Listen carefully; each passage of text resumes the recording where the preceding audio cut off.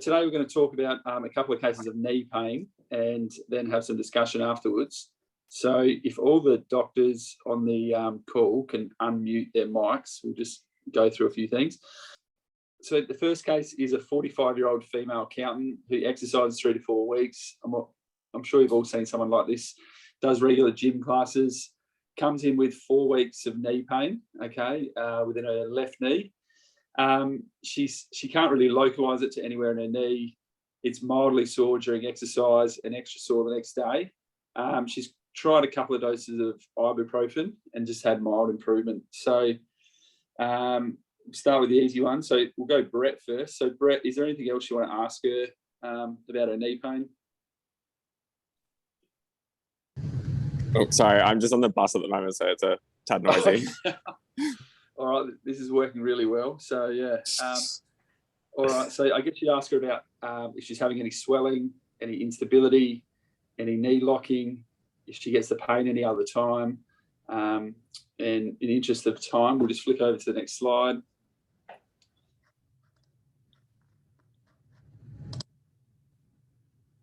Yep, and then the next one. So Catherine, what were you examined for?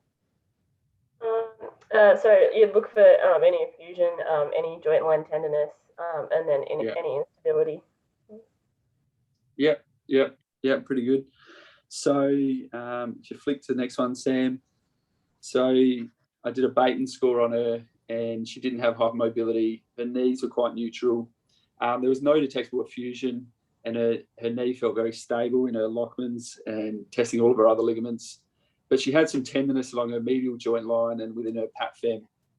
And she had mild pain with single leg squat and hop.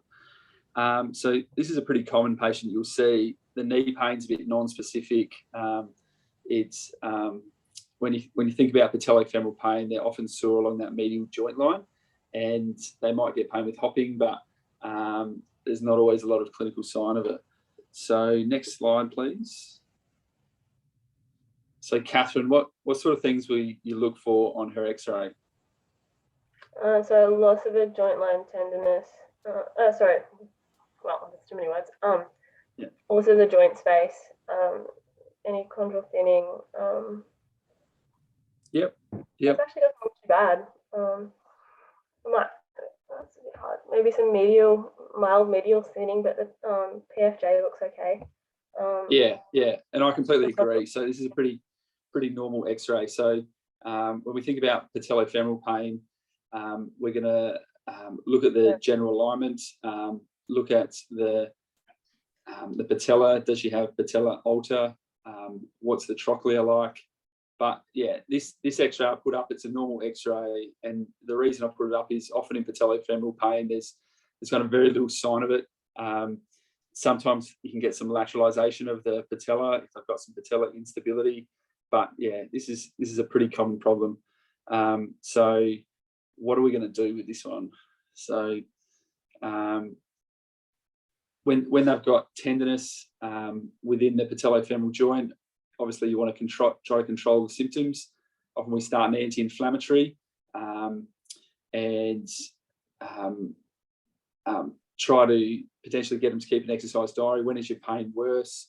Are you getting swelling?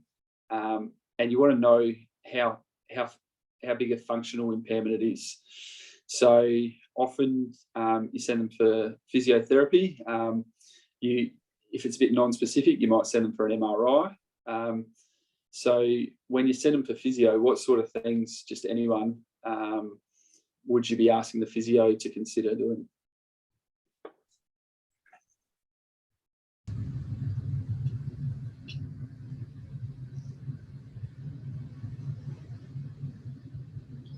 So yeah, I guess.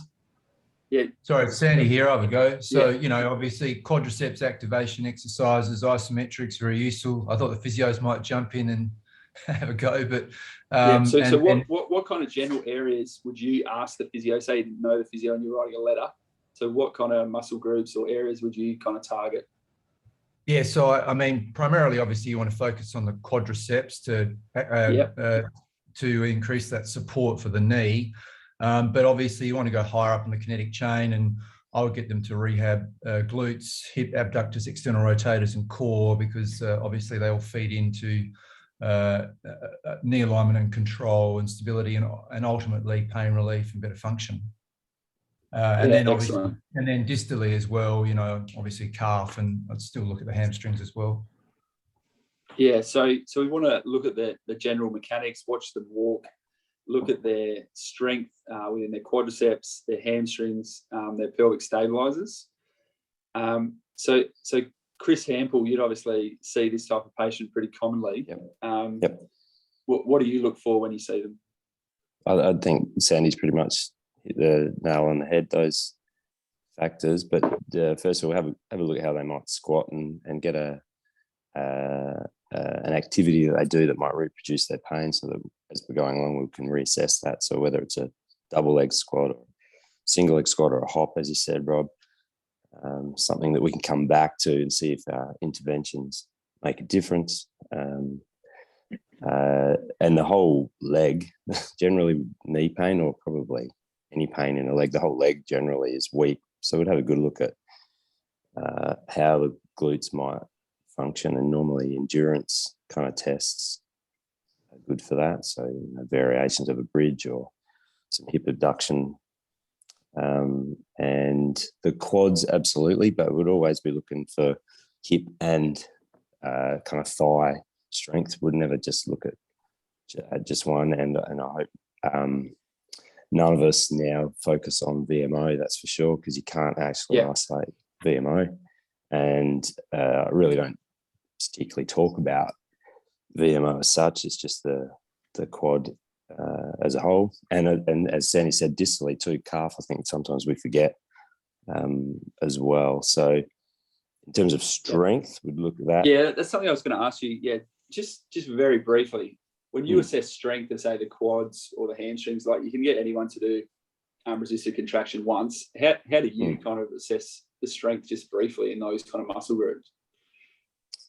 Well, the glutes are a bit more, we look at endurance. You can look at endurance, or you can look at one off with a isometric contraction with a dynamometer. So we'd measure, say, if we want to look at quads isometrically, they might sit on the edge of the bed and have the dynamometer on their shin, and they can kick out and push against it. Now, if they're really strong, you have to set up so that like a strong person will beat my arm holding the dynamometer. But we definitely look at doing, say, 3 reps. Some people take the average of 3, some take the peak or the maximum, but that's very limited, isn't it? So in terms of quads, the other way is the isokinetics, like the HUMAC or the Cybex machine. But the patellofemoral pain don't like that too much either, because they can get sore. So we have a few ways, and it would depend on what's really what the person can do and what makes them sore and what doesn't. If I could, I think that's a really good point. Yeah. Oh, sorry, Kim, you go. Yep.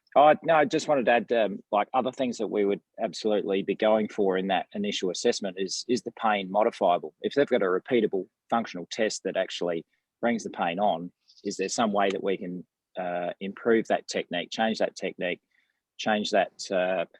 function and movement around the patellofemoral joint to actually modify their pain? So sometimes it's really repeatable with regard to angle, position, and force that they get their pain. So if we can actually get as specific as working out where that is, then we've got a really good opportunity to actually strengthen them away from that area in which that angle and force in which that pain comes on. So you might actually be looking even initially at some taping on the kneecap to actually see whether it's directly modifiable straight away. Yeah, I think that's a really good lesson for the sports doctors, especially the junior ones. So our role really is identifying where this problem is coming from, but also trying to treat the symptoms. So when you refer someone for physio, if they're too sore to do the exercises, it can be very challenging. And it might be, if they're really sore, you say, listen, wait 7 to 10 days and then make an appointment with a physiotherapist, because if they're too sore, they won't actually be able to do any of the testing or any of the exercises. So we could always modify our testing too, though. So, I mean, my argument would be probably to get them in as soon as possible, because there can still be things happening in that first 7 days of acuity from pain that you can really modify that. I mean, we're hopefully smart enough to pick these irritable ones that if we actually do the full gamut of testing, we're making them worse immediately. I reckon there's absolutely an argument for getting them in as soon as possible. I agree. Most of them, you can have a crack at glute strength straight away. Like it doesn't have to be weight bearing, and you can start to cue them in, start to educate them on the fact that it's going to take a little while, and we can modify their loads and do they work where there are stairs or they go to school, lots of stairs. We can talk about changing that sort of stuff as well. And it's a good point, Kim, that so the taping might be good in the short term, just if there is a way to relieve the pain and get them on board as well. So early does work. Yeah, and I'll just add just one more little bit to that. This is Chris Williams here. The duration of how long they've had the symptoms can also give you a bit of an idea on what to really sort of hone in on, I find, because if they have been in pain, their quads aren't doing sort of much at all, and sometimes you really have to find that sort of symptom modification in order to get it going anyway. So if you are sit on it for too long waiting for them to be relatively pain free before you start to get them going, half the reason why they are weak in their quads is because they haven't been told how to activate it or are sort of showing that they can without sort of being in pain. So I think that symptom sort of modification stuff and showing them how to actually work that quad again is a very important step. Cool. Excellent. All right, so we better keep moving. Thanks, guys. Appreciate your contributions. So, Sam, if we just flick it to case 2 now. So,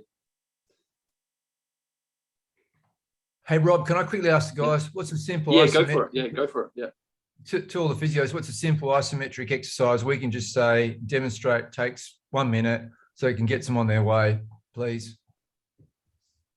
As in a test for strength exercise. Exercise-wise, yeah. Right. Oh, look, you can just ask them to activate the quads. Like some of them can't get their quads going. So using some cues, even if they're just sitting on the bed with their legs straight, clench their knee, tighten the kneecap, various cues to get that going, because that helps. If they come and they can actually use their quad a little bit, that's useful, but some of them that won't work. Or you can just give them a bridge, double leg bridge, start lifting their butt up and down. That's probably the safest, simplest one. And then we can progress on from there. If you want to give them something, Sandy, if that's what you mean. That's exactly right, Chris. It's nice to give them, just a simple one that they can start doing, nothing to start with a bridge. I'd actually go for the pain-free bridge, if they could do 2 legs pain-free, assess 1 leg pain-free, and then maybe a 1 leg bridge. Can I contribute as well? That sorry, it just contribute that. Sorry, I was just going to say, if you're looking for a quads contraction, patellar tendons are quite happy with an isometric, a strong isometric.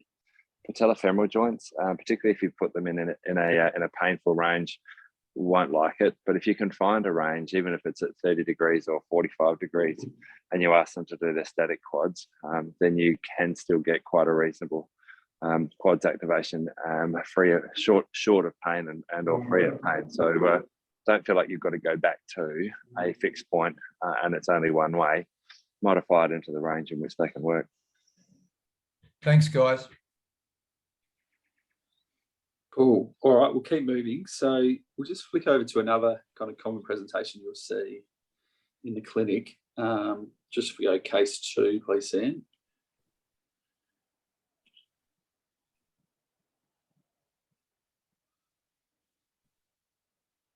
So a 55-year-old male comes in with right knee pain for several years, persistent ache, can be worse at night and struggling to squat.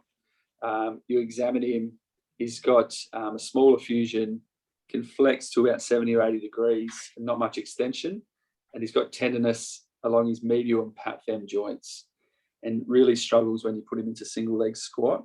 And his X-ray looks like this.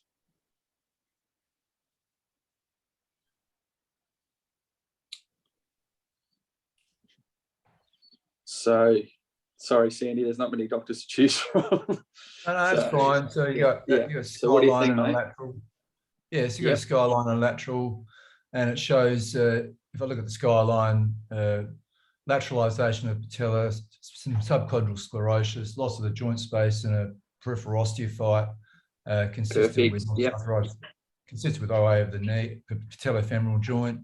I'd like to see an AP to assess the tibial. Yeah, no, that's fine. Yeah, I just put this up in the interest of time. You've done that perfectly. Thanks, mate. So you've got this patient. He's 55. He's got PATFEM OA. What do you do with him?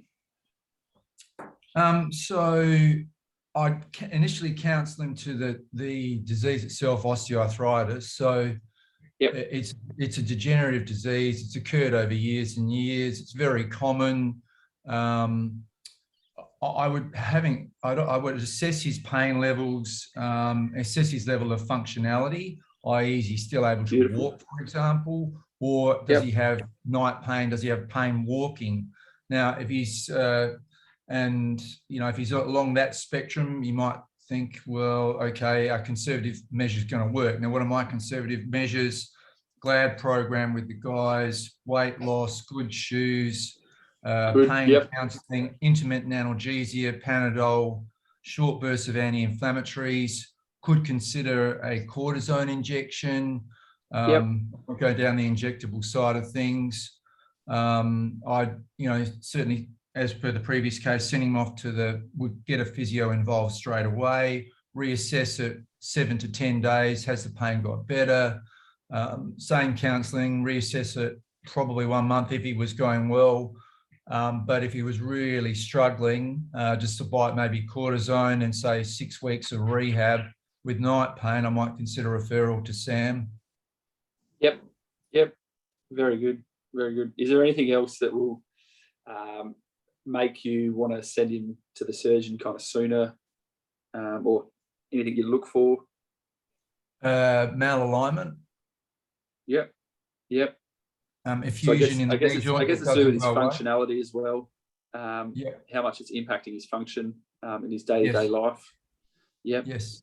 No, you did a really good job. Thanks, Sandy. That's really good. So I just want to give you guys a lead in before we talked about PATFEM pain and PATFEM OA, and I might ask Sam to take over now. Thanks, Rob. Yeah, that sort of I think sets it up quite well. Just quickly on that one, too, briefly when you mentioned about injections, what do you guys think about knee injectables in general for OA? Any idea what guidelines or evidence there might be in that?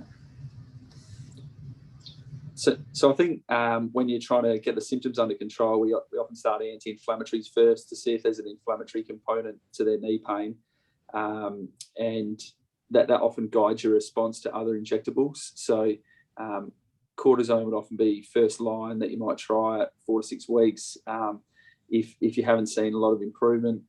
Hyaluronic acid can be useful. It's generally better in mild osteoarthritis, where if they've got severe osteoarthritis, you might be paying $400 or $500 for an injection that's unlikely to have kind of a huge sort of benefit. PRP can be used for knee osteoarthritis, but a large study recently done in Sydney showed it wasn't better when compared to saline. So, there's a number of things you could inject. It's just finding what's most appropriate for your patient. Yes, I mean, like the American guidelines are still basically the only one that's actually got evidence for steroid, and that's purely sort of symptomatic. So it's yes, corticosteroid will give you some relief, but obviously that's not really helping your knee. It's just covering the symptoms for a period. Yeah, as you said, there's a little bit of evidence behind hyaluronic acid, something else, but it's pretty limited. And I think a lot of it comes down to patient selection. Everyone's got really early osteoarthritis, and there's some mild chondral damage, but it's not terrible. Then maybe you get a bit of relief from it. And as you say, PRP, stem cells, and there's not really much for it. So the American Academy guidelines guidelines for non-op management for knee OA. If you haven't seen that, it's quite good. So that sort of takes all of the high level studies about management, and really all of that comes down, or the key ones all come down to weight loss, physiotherapy. It doesn't necessarily go into as much specifics around like GLAD program sort of thing, but certainly neuromuscular training and physio. So in that, that sort of all-encompassing sort of thing is certainly one of the recommendations, and weight loss and simple analgesia, and basically everything else is not particularly well recommended. So I don't use a lot of HA and that sort of stuff, because I think often by the time they've come, it's kind of, if they've got a mechanical problem and there's a meniscal tear, then you might be able to debride something, in which case I'll put some steroid in at the time. If there's a definite mechanical issue, otherwise it's GLAD program, and then, or if they're severe enough, then it's consideration of something more. It's interesting because most of the time you see them and they'll have kind of a mild OA, and you'll be able to treat it with anti-inflammatories and good physiotherapy. So by the time they're moderate to severe, they've kind of passed that hyaluronic acid kind of window often. Yeah. No, that's it. And I kind of tell my buddy, like if people are particularly keen for it, I think it's reasonably safe. I've seen one patient who had either a low-grade infection or I think it was just a large inflammatory response we saw in Canada, and so they had a Synvisc, or one of them a Durolin injection, and then they just had severe pain for 8 months, and we couldn't tell if it was an infection or just an inflammatory reaction. So it was all a bit strange. We ended up getting a primary knee for them, but we sent some tissue samples at the time of surgery for frozen section. It was very, very high, so we were worried that it was infected, and did a staged procedure. But as it turned out, there was actually never any organisms found. So whether or not it was just a massive inflammatory response in the knee, I mean, that's anecdotal. That's one case, but there have been some reports of certainly 24 to 48 hours of localized inflammatory actions to it. So it's not. Have you moved away from Synvisc because of its potential for a secondary kind of reaction the second time, or do you use Monovisc or Durolane, or what do you prefer? I mean, I pretty much just don't. I mean, I don't really offer injections in the rooms. So I kind of, by the time they come to see me, they're usually, if they're really mild, I would rather send them for the GLAD program. Send them to physio first, maybe some oral, simple oral analgesia, and that kind of thing. If they're, as I said, if they've got definite mechanical symptoms, they've done something, and then they've now got locking and it's catching, and there's a meniscal tear on MR, and they've got those symptoms, then I think about a scope, maybe, depending on what the X-rays look like, and only then, like, I put some steroid in at the time of most of the arthroscopies if they have some degeneration, just to help them with that initial physio post scope. But I don't tend to give anyone injections in the rooms, and then I don't for the scopes. It's I'd rather do the mechanical debridement, chondroplasty, and meniscal debridement at the time of scopes if they need that, and then I'll put some steroid in then, and that'll give them a couple of months. But at least it means that they can mobilise straight away. They're comfortable. They can start doing their physio exercises immediately, and then hopefully they're getting more benefit from the post-op physio rather than the steroid just lets them facilitate that over that period. So, can I ask a question just around the scan? Yeah. With that much displacement of the patella laterally, where do you bring in injectables for the periarticular structures? So those are extra-articular structures, the retinaculum and the like. If you think that they are the pain source rather than an intra-articular structure like the cartilage. And then the second is your use of lateral release still. Yeah, so I'll talk about it a bit in the presentation. I mean, I think with that last X-ray that Rob had, probably need to see the AP, but it looked like there was more than just patellofemoral arthritis, and I think probably that knee there, even though a younger patient, we're really heading towards a total if their symptoms, need that. They've got, they're only doing 80 degrees of flexion. A lateral release there, I mean, they used to be pretty, they were done a lot in and around town, but that person had severe arthrosis. There was no joint space on the skyline. A lateral release is just sort of rearranging deck chairs on the Titanic for that knee. It's not going to do anything significant. They've got no cartilage left in their patellofemoral joint. So, really at that point, you're either replacing it or just managing it. The patients that have, I think the ones that probably benefit the most from lateral release are the ones that they've got scarring from something specific. So they've had a trauma, or the previous surgery or something like that, and that has scarred down, so that you might get some benefit of clearing that scar tissue. Or if they've got a really defined pleca that's really pulling them down, but it's not that common, I think. I think it's less common than would be suggested by the number of lateral releases that used to be done. And so if they've got a purely maltracking issue, and I'll get to it in the talk, but is it a mechanical issue with their overall bony alignment, which is a different question, which needs something more dramatic generally than just a lateral release. But yeah, we'll have a quick look if that answers that question shortly. Everyone see that one on the screen there? Yeah, we can see that.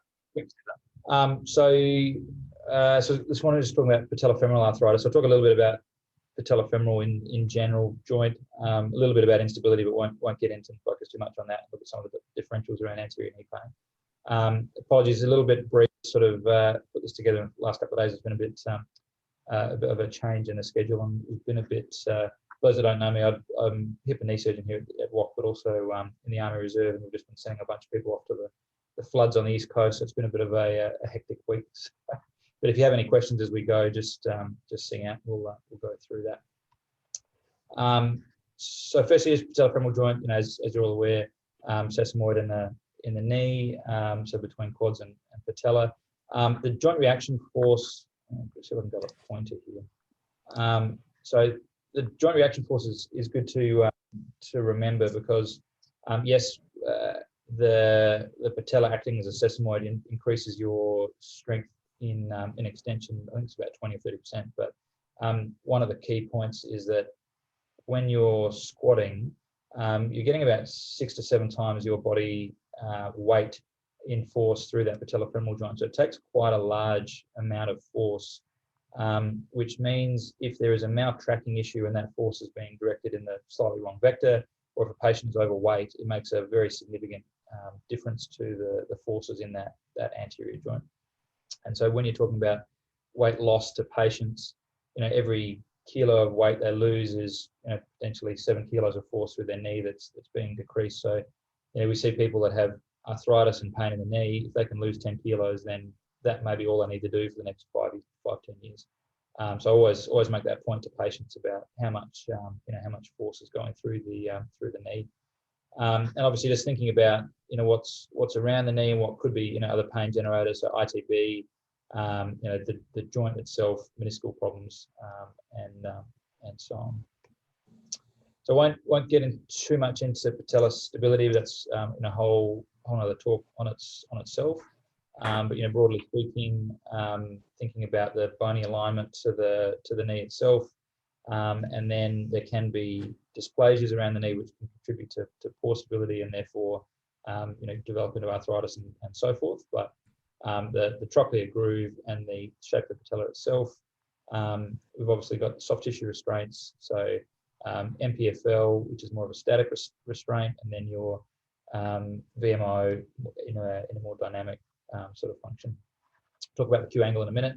And the other thing to obviously remember is that in an extension in the first 20 degrees, the patella is not engaged in the groove, and it's really only once you get to that 20 degrees of flexion that there is contact between the articular surface of the patella and the trochlear itself, and that progresses as you move through flexion.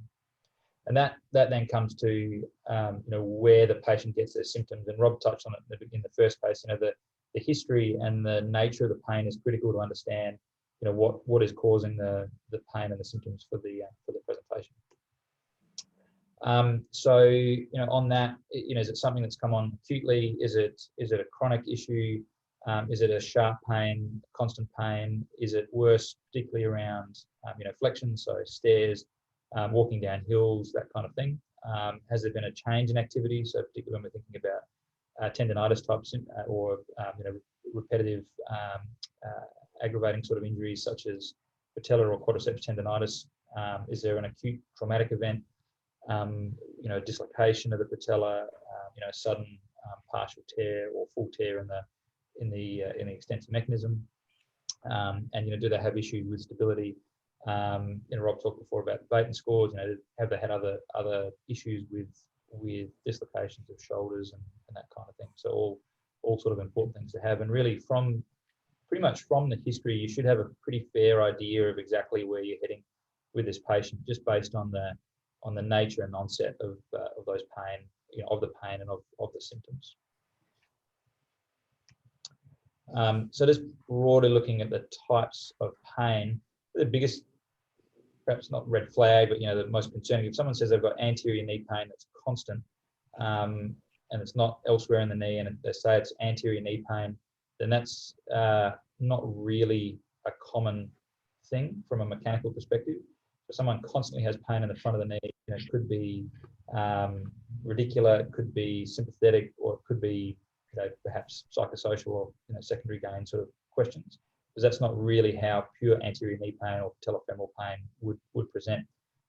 It's really a more activity related type pain, and then then you can start to think about what sort of pain it is and what could that be. So sharp intermittent pain can be more specific acute chondral injury, either on the patella chondral surface or the trochlea, or potentially loose bodies within the joint that are getting stuck in that patellofemoral joint. And then probably the more common one is is activity-related pain. So then you have to try and decide, is it a soft tissue problem, or is it an articular problem, or some combination of thereof. So soft tissue, is it isolated more to the patellar tendon, to the quadriceps tendon, which could be more reflective of tendonitis.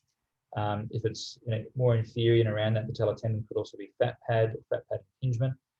More lateral could be ITV, or again, if it's more on the lateral aspect of the patella itself, then is there some early lateral patellar compression, and that's where you might have some tightness around in the lateral retinaculum, which is some of those few patients which might need lateral release consideration down the track and so on. Or is it an actual articular problem and a more chronic articular problem? So already at the point where there's degeneration, loss of joint or loss of articular cartilage from either malalignment or progression of disease, or some sort of post-traumatic issue. So really from that, though, you should have a fair idea of where you're heading just from that history. So examination-wise, so again, Rob's case has sort of touched on this pretty well. So looking at overall limb alignment, do they have a valgus alignment in particular when we're thinking about patellae? What's the quads bulk looking like? Squinting patellae. So you look at if you look at them standing and the patellas point inwards, that's often indicative of femoral anteversion. And then sometimes you can see the miserable malalignment sort of syndrome. So you've got tibial external rotation, combined with femoral anteversion, normally foot pronation as well. And that sort of combination is just not great for any sort of patellofemoral tracking, and hence the miserable patient that results in it. But certainly, if you see patellas that are pointing in like this when your feet are in neutral, then that's concerning for an anteversion issue, which will contribute to maltracking as well. On the gait side of things, so you sort of can see quads avoidance. So the patient sort of either sort of locks their knee in straight when they're with their heel strike, that sort of thing. So they're trying not to activate their quads too much and not have too much pain when they're in that 20 to 60 degree sort of flexion whilst they're walking. And do they have an antalgic sort of picture from that gait? And then again, sort of looking, and we sort of, we go through the traditional look, feel, move, but really with PFJ, a lot of them are sort of combined. Firstly, we do look at the Q angle. So this is the clinical sort of sign or clinical assessment, and you're drawing or assessing a line in the ASIS and the patella, and then the tibial tuberosity and the patella. And that Q angle is the angle sort of tender between those two. And so really with that angle, as you can sort of imagine, the greater that angle is, so if they're particularly large and they've got a valgus alignment and so on, then that's a lot more resultant force out laterally, which is going to put a lot more force laterally on the patella and potential maltracking. Females obviously more valgus, wider hips normally, so that when we talk about the normal kind of range, males around 14 degrees and females around 17 degrees, but there's about a 3-degree range in there, which would be considered normal. The other one is looking at the patient on the edge of the bed, going from flexion out to full extension, and seeing if we see a J sign. So that's as the patient gets into terminal extension, the patella tracks around laterally, and you can see it sort of making that J, and that would be indicative that when they're flexed down, it's in one position. As you come out straight, patella wants to come around to the lateral side, so that would be indicative of a higher Q angle, higher sort of valgus angle there. And then sort of touched on these as well. So, is there an effusion? Really assessing the joint line. So is there medial or joint line specific tenderness, or is it pain that's actually at the patellofacet? And obviously assessing both the patella and the quadriceps tendons themselves, assessing range of motion, quadriceps strength, patella stability. Again, we won't go into too much around the stability side of things, but assessing the mobility of the patella, and how many quadrants it will move across the trochlea. And then never a particularly pleasant test for patients, but the patella grind test. So putting pressure down on the patella as they're flexing and seeing if that elicits pain. We touched on sort of the skyline view. So that's obviously the best X-ray to assess the patellofemoral joint itself. So we're looking at is there good joint space that is preserved. Obviously that X-ray that Rob had up before, really that joint space was completely gone, which is not good. Is there patella tilt? So are we looking? And there's a couple of formal sort of angles that can be assessed, but broadly you can sort of assess it from just simply looking at the films. Does this all look even, or is there a tilt to the patella? Is there loss of that height? And is the patella congruent within the trochlea itself? So you can see here, the apex of the patella matches nicely with the trochlear groove, so that's a congruent patellofemoral joint. It's not laterally displaced, so you can see that it aligns well with the lateral border of the lateral condyle, and you can see that angle there again is parallel. So it's this is a congruent, non-displaced, normal-looking skyline view. Thinking about sort of advanced imaging, so obviously CT and MRI were indicated. CT really not necessarily needed that much, because most of the generation you can see pretty well on the plain films, but obviously it gives you a better idea of severe arthritis. We can also use it for the TTTG, which we'll talk about in one sec. But MRI really, as with most soft tissue knee issues, gives you the best indication of what's the cartilage looking like, and is there other intra-articular pathology. So TTTG is really the more quantitative assessment of patellar alignment and tracking. And what it is so the tibial tuberosity, the trochlear groove angle. So we're looking at obviously the patella tendon inserts onto the tuberosity, but the quadriceps tendon inserts into the patella, and lines up generally theoretically with the femoral, with the trochlear groove. And this is an assessment of if there's a significant mismatch between those two angles. Clinically, that would be seen with a high Q angle, but this assesses is there a bony malalignment between the femoral and tibial axis.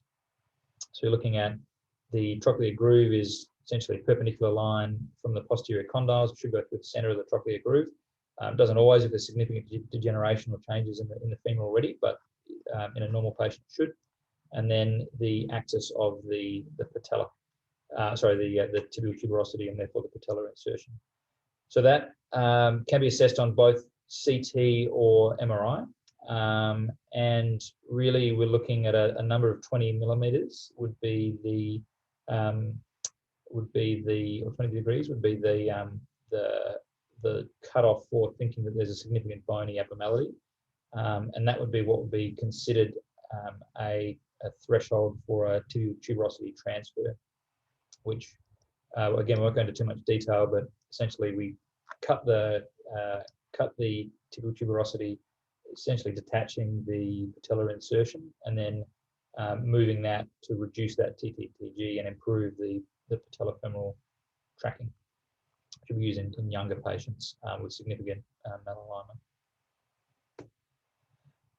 So broadly looking at, so just going into arthritis, so these are sort of patients that already have degeneration within the patellofemoral joint. So what are the options? Well, firstly, not doing anything surgically, so starting with physiotherapy, quadricep strengthening, which guys already talked about, and weight loss, as I mentioned earlier, it can have a very significant impact on the forces through that joint, and therefore the resultant pain and so forth. Cartilage preservation or restoration, there's a number of procedures, but really the evidence is limited for most of them, and they're not done that commonly. There's a small chondral flap, they can obviously be debrided, possibly sort of lateral releases, that kind of thing with arthroscopies if there is a specific soft tissue issue. Microfracture can be done, not as effective on the patellar chondral surface, can potentially be done on the trochlea. And then again, less common again, autograft transfer or autologous chondrocyte implantation, not really done much in Australia either. It's where you take some sort of a chondrocyte plug or a chondral plug and grow it for a period and then put it back in, or a graft of either allograft or autograft from another chondral surface, placing it into, if there's a very defined chondral defect on the patella or the trochlea. Really only if there's very isolated specific chondral damage, only in really young patients, high demand, where you feel it's worth trying that, but it's not. I don't believe it's something that's done particularly commonly in Australia. And then sort of the end of the line, really, if for arthritis and if there is established degeneration within the knee, is consideration of arthroplasty. And we're talking about patellofemoral, but is it a total knee replacement or a patellofemoral joint replacement? And so just talk about this a little bit. So patellofemoral joint arthroplasty from the outset is basically one of the least commonly performed joint replacements and worst performing joint replacements that we can do, which is not a good start. So just looking at for those that aren't aware, so the National Joint Registry in Australia, every joint replacement that's done in the country is recorded and tracked, and the primary outcome measure for that has a revision need to be performed. So we look at the long-term survivorship. The registry now also looks at patient-reported outcomes and a number of other factors, but over the last 20 years, the main outcome measure that's recorded is the requirement for subsequent revision, and therefore the long-term survivorship of the joint replacement. So last year there were only 302. This is the 2021. So that's slide error. 2021 reports on everything from 2020. So in 2020 there were 302 patellofemoral arthroplasties performed in the country, which is not very many. Mostly female, mean age is 58. And just to put it into perspective, we do obviously a lot of total knee replacements.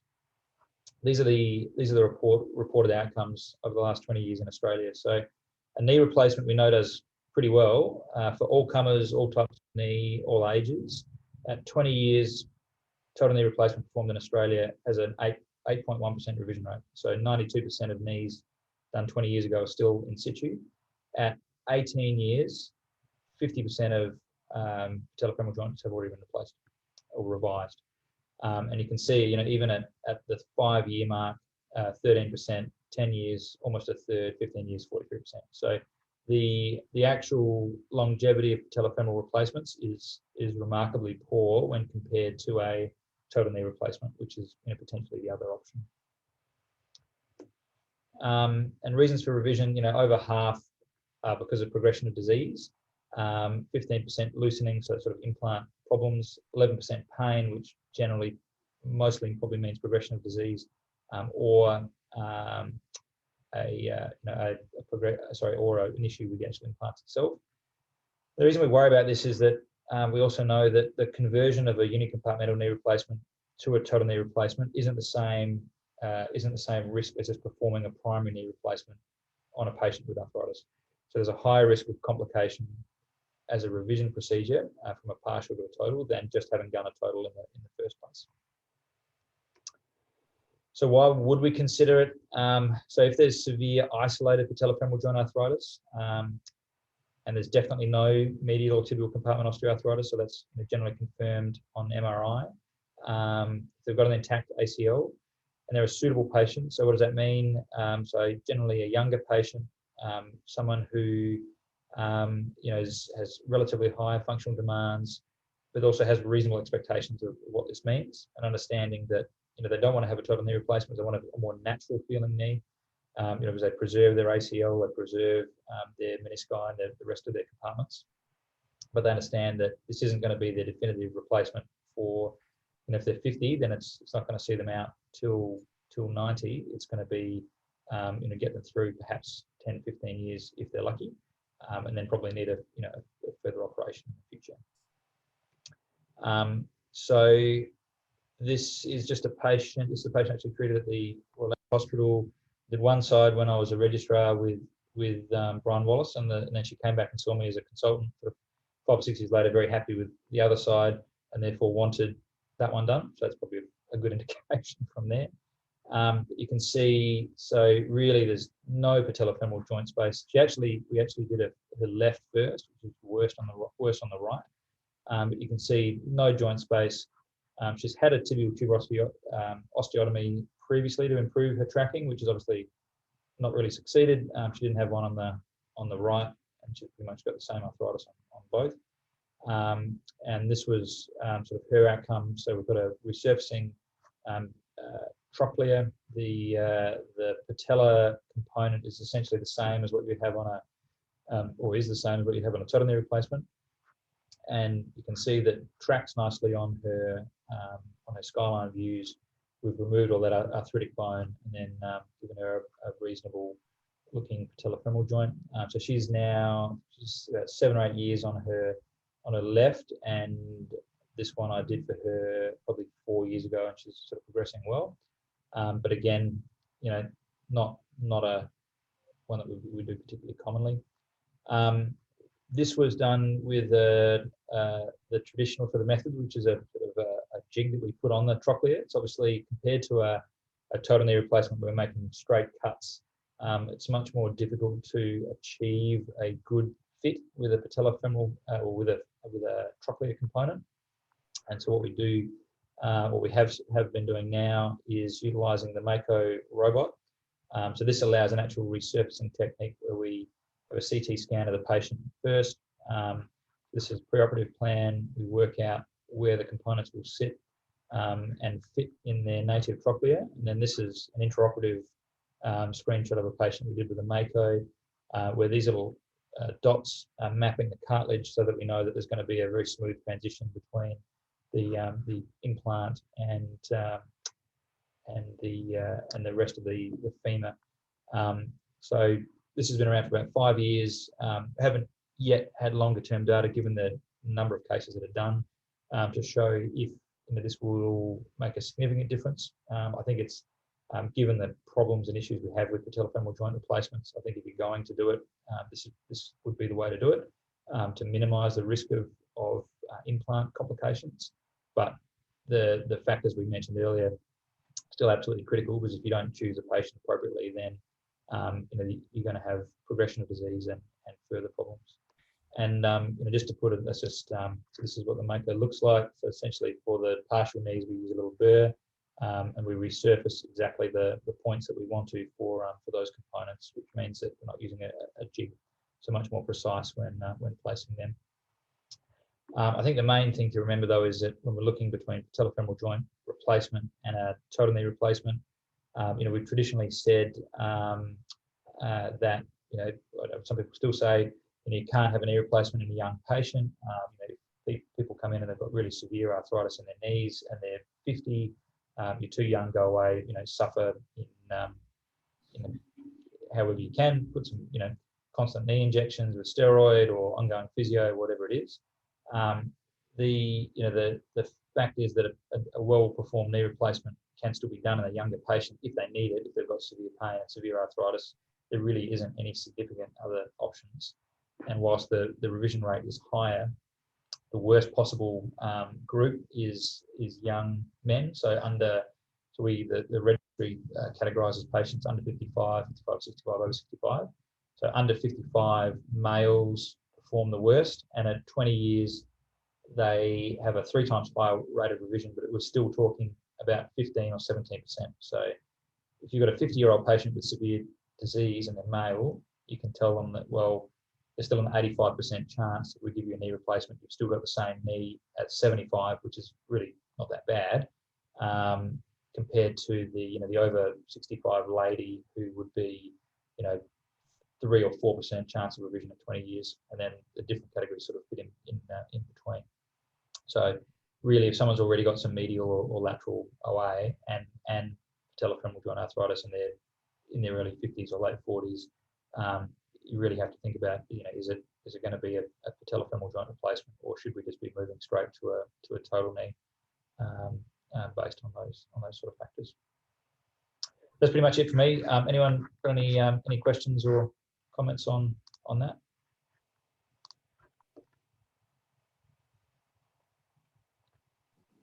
Yeah, thanks, Sam. I think you pretty much answered my question there with that last one. So if they're kind of late 40s to early 50s and got moderate to severe patellofemoral OA, given how poorly that joint performs, do you more likely get them to cope for as long as possible and then prepare them for the potential fact they might need a total in their late 50s, early 60s, something like that?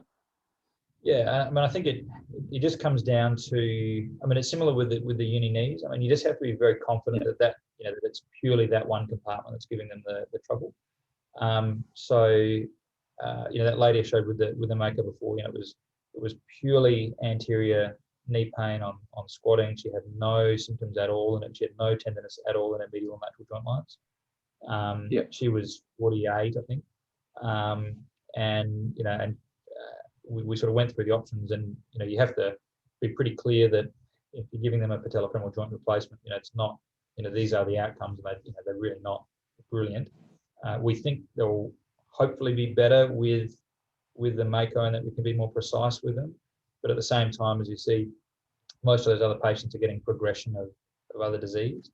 So if they've already, if they're overweight, if they've got, some varus or valgus malalignment in their limbs anyway, even if they don't yet have arthritis, and they're likely to sort of progress to it, probably more steering them towards a total.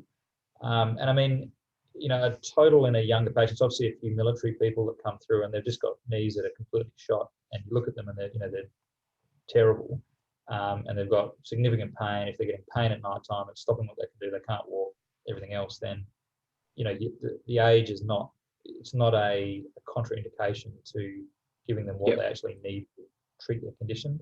So I've had a guy who was 50, I think 49, and he had just completely destroyed knee joint. So he had a total knee. I saw him actually through the Army side of things doing a armed combatives course a couple of months ago, and he's running around, and he's got his knee up into the back of another soldier, and it's pretty happy with that. Looked quite good, but he knows that him being a younger male will have a higher rate of revision.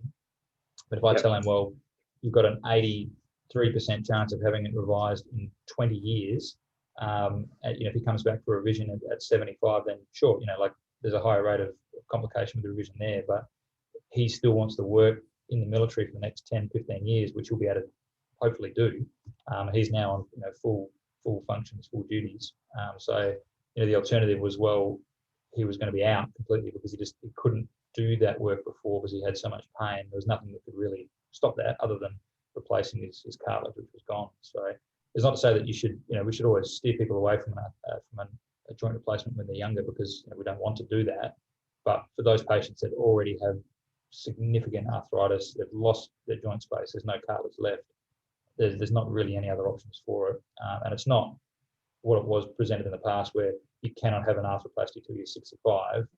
You can, you just got to accept the fact that, that there may be, not quite as good results moving forward. But still, really, 83% at 20 years for a 55-year-old male is not bad. All things considered. Question about this unicompartmental OA going to an arthroplasty. This population is typically still a fairly active population. So compared to somebody who's sort of tibiofemoral where they've had a decline, what's your advice to them in terms of getting back to not just being able to climb stairs, but to run, to jump, particularly in a 45 to 50 age group where they still sort of anticipate that this is going to give them some renewed vigor and they can go back to higher volumes or higher demanding activities now that their kneecap pain's gone. Is there a risk of early aware for these as well? Yeah, yes and no.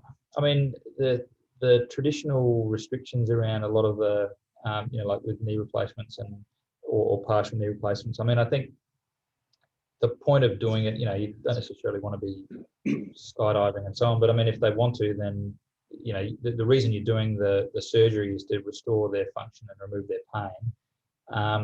You do need to counsel them that the more they do, the higher the risk, but it's not enormous, particularly with the medial uni, for example. They've got their ACL intact, they've got the rest of the compartments intact. You want them to get back to doing function. I don't have an issue with patients running if they feel comfortable to do that and they want to do that. Then if that means that there's it's hard to quantify, but say there's a 10% chance they're going to increase their risk of a problem, then but that's what they want to do, then I think go for it. When people go skiing and running and all sorts of things with joint replacements now, and that's with highly cross-linked poly, which is we've had for 15, 20 years, you don't see plastic wear like you used to at all. So, the reasons they fail are not because the plastic is wearing out and causing that loosening and wear, which is what used to be there 20 years ago. So they can do whatever they want if they feel comfortable to do that. They're not going to cause the plastic to wear away any faster or anything like that. So if they feel comfortable running, then absolutely, just let them go. And the same with the totals. They can do whatever they want. So if we're saying to the patient, as long as you get the muscular coordination and the muscular strength for the demand of the activity, then you're not going to be overloading the materials within.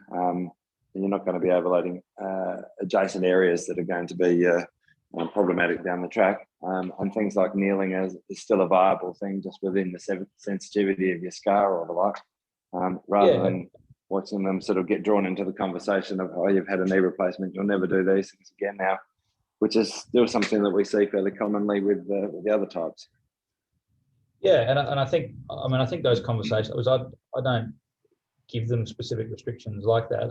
Certainly, kneeling with any knee replacement, obviously anything or whenever the patella's done, is usually a discomfort thing due to the scar and it just feels odd. But it's not really a mechanical issue. There's a small chance, like if they really land on the knees, then you could potentially, I guess, injure that. You could shear off the patella button or something like that. It's not something that we see really, but it's more just discomfort because that's the scars there and it feels a bit strange. But from a perspective, yeah, and if they got the fitness to get down and get back up again, they just haven't done it for a while. That's right. If they've got the strength in their quads to get up and around and do stairs and and jog and everything else, then there's no reason to slow them down or stop them. Yeah.